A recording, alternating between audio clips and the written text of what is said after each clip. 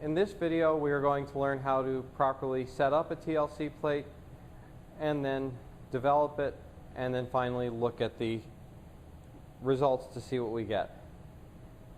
The TLC plates that we use in this lab are silica gel that's on a plastic back, and we can easily cut these with scissors to the proper size.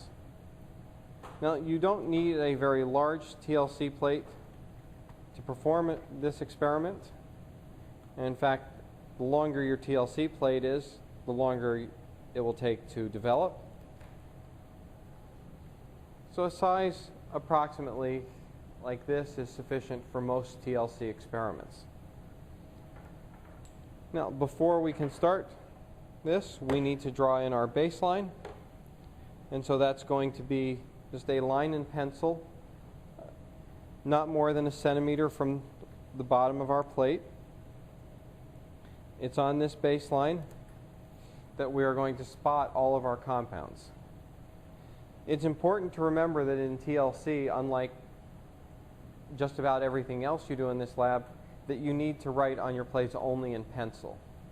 If you draw in pen on your TLC plates, you'll also get a separation of whatever color ink that you're using.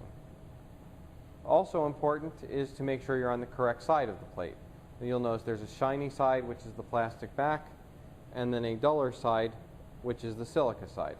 You want to be doing all of your work on the side with the silica. When you draw your line or do anything on the plate, make sure you don't press too carefully or you'll scrape the silica gel off of the plate. So now I'm ready to spot my compounds on this plate. I'm going to spot 3 compounds on the plate: fluorine, fluorinone, and methyl cyclohexanol. In order to spot a compound onto a TLC plate, it needs to be dissolved in an organic solvent. All 3 of these already are. And it needs to be a solvent that's fairly low boiling, because the only purpose of that solvent is to transfer the compound onto the plate. We want that solvent to evaporate as soon as we put it onto the TLC plate. So just like with melting point, we're going to be using capillary tubes. The difference here is we're now using capillary tubes that are open at both ends. So now all we're going to do is dip our capillary tube into our first sample. So this is the fluorine. And then just spot that very quickly on the TLC plate. We'll see a darker spot appear. That's the solvent. We want to let that solvent evaporate, and then we'll spot it a second time. Each time we spot a new compound, we're going to use a new capillary tube. I'm also at the bottom of the plate going to label in some manner what my compounds are.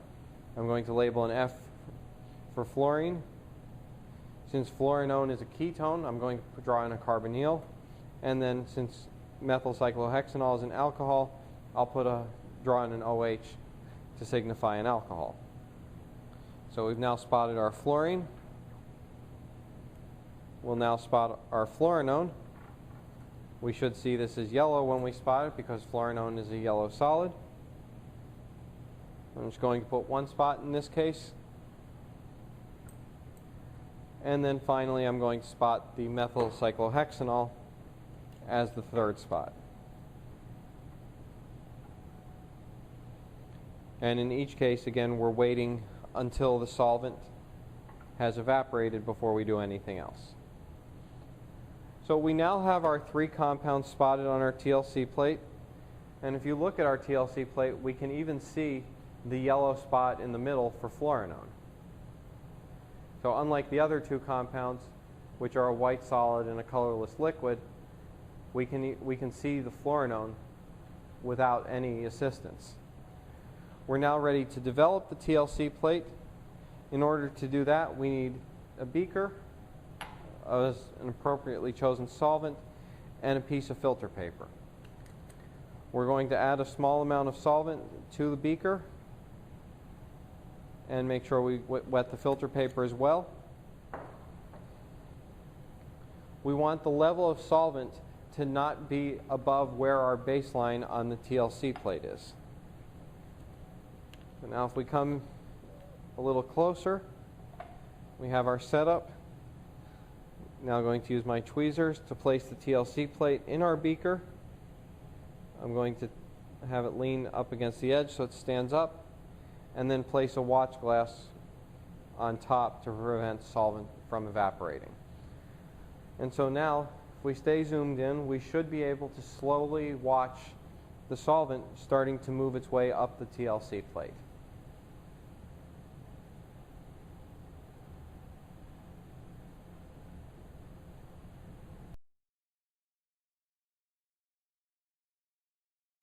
Okay, so as we can now see, the level of the solvent has gotten just about to the top of the TLC plate. So we're going to remove our watch glass and pull that out and draw in a line to where the solvent is.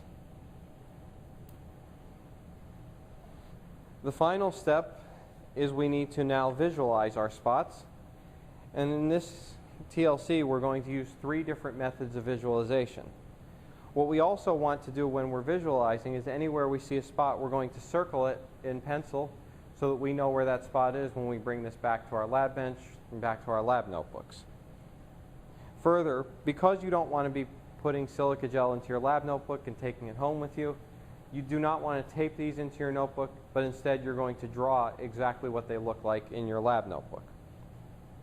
So we can already see the spot for fluorinone is this nice yellow spot. It's a fairly easy one to see.